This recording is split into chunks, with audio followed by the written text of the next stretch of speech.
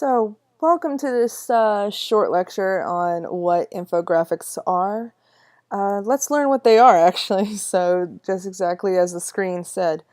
I'm Sarah Winchester, your workshop facilitator, and this is my favorite infographic that I have found. It's silly, which is what a lot of infographics can be, but it goes, "What does the fox say?" And of course, I've credited who created this and the website. So visually is a great place to go to make infographics, and we'll look at that later in another recording. So, what are infographics? Well, it's exactly how it sounds. They present information graphically, and it's quick and easy to use so you can deliver your content to your audience, no matter who your audience is. So where did infographics come from? All right, when I think of infographics, I think of USA Today. USA Today is very popular with it. They've used them forever. And some people argue that USA Today made infographics popular since 1982. Well, some people argue that infographics have been around for most of human history. Look at cave paintings, pictographs, hieroglyphics, anything like that. They're graphics that give information to people. So it's important to understand that infographics have been used for a long time, and it's not just something that can only be used by newspapers and magazines. NASA's Voyager space probe actually has info diagrams in case it was found by other life forms. Now, infographics have changed since media has changed. And now they can contain sound and video, be in 3D, interactive. It just depends on needs. For your infographics, you might include video or sounds. I will show you guys how to do that in a later video. So why might you need an infographic? Just in general, outside of the classroom, inside of the classroom, you need to communicate quickly. Introducing a topic, trying to help them review, you just want something quick and fast and interesting.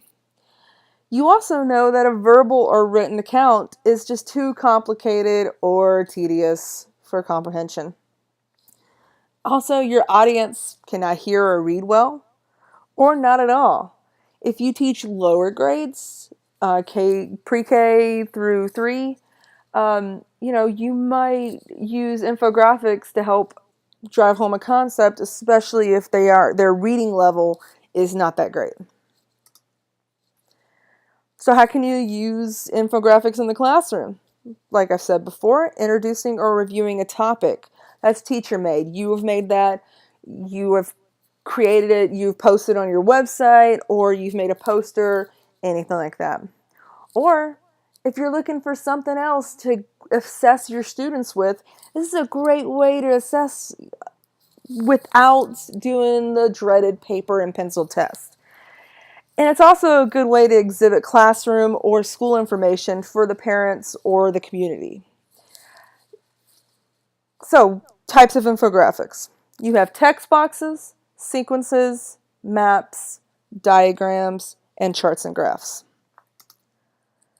So, text boxes. These have different areas you can look at. Profiles.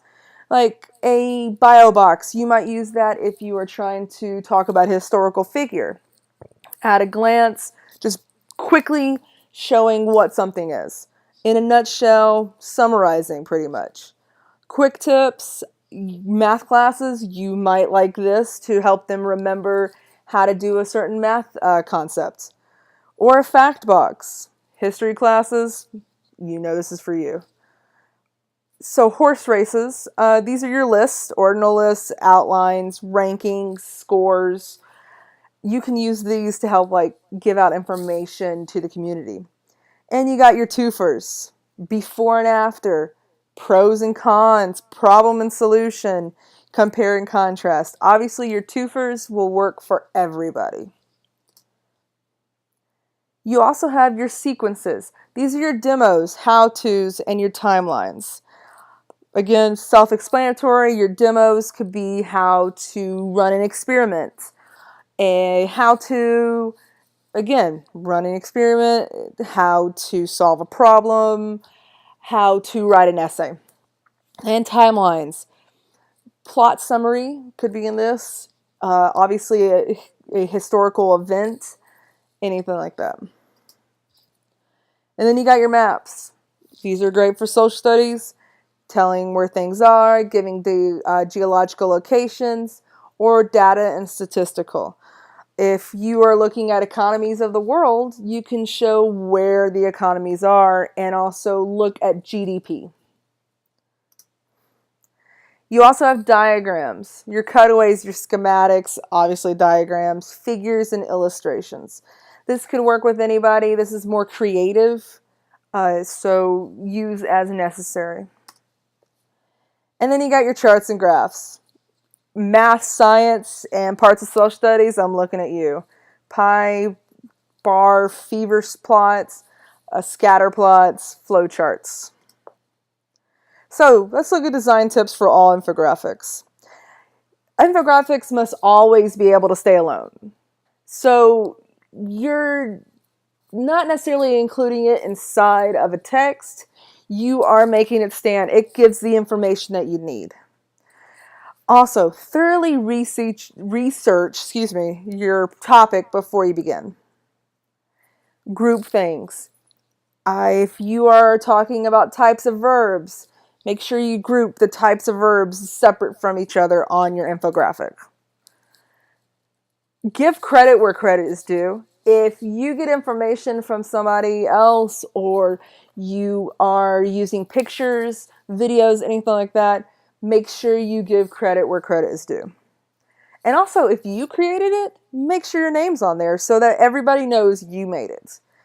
And make it clean and simple. An infographic with too many things on there is very hard to read. An infographic that is simple and clean, great infographic. And keep your writing tight. Only give information that is necessary. Don't go off on tangents. I know it's hard. This is just a way to get the information out. So tips for common infographics. Well, with maps, eliminate unnecessary details, Streamline and simplify. And also include your scale. If you are a social studies teacher, you know how hard it is to get those kids to remember to use scale. And include a legend as needed and directional indicators. Make sure they know which way is north. And indicate reference points. If you have a pie chart, make sure it equals 100. You have no idea how many times that is a common mistake. And indicate what the whole is. If you are talking about how many countries have a traditional economy, make sure people know that's the whole. And slice your pie portions accurately. For fever charts, you remember these are known for spikes and valleys, and they show change over time. Always use a background grid like X and Y axis. It helps make your info readable. For timelines, remember this is excellent for sharing history, providing context, and demonstrating cause and effect. It's good to limit to 10 to 20 items or frames, otherwise it gets too big and jumbled. And best timelines are visually to scale or proportional to the time range they represent. Think of a measuring tape. And with diagrams and illustrations, just keep it simple. Don't make it crazy. So here's some examples of some different infographics. You can see at the top is just a fun one of Gangnam Style. This is a how-to, and they give you the different steps, and they give you information. Very clean, very funny. This one is obviously at the bottom, is used to give information about why customers may leave a company and not use it anymore. And it's very simple. It doesn't go into detail. It just gives you the facts.